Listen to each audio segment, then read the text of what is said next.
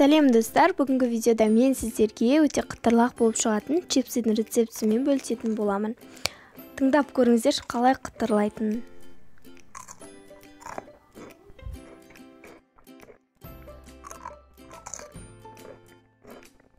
Өте дәмді болып шығады, міндетті түрде жасап көріңіздер. Ең алдымен әлбетте картошканы жақсылап жуып, тазалап аламыз, және де жақсылап жұқалап турап аламыз. Егер де сіздерде терка болатын болса, сонан өткізіп жасасаңыздар болады, маған бірақ пышақпен ыңғайлы. Енді бізге келесі кезекте картошкаларымызды кептіріп алуымыз қажет.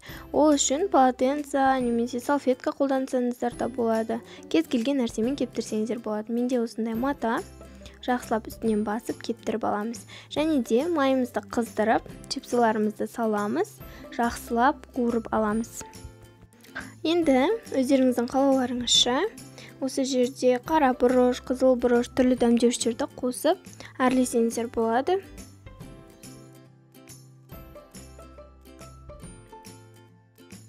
Міндетті түрде жасап көріңіз, және менің YouTube арнама тіркелуді ұмытпаңыздар.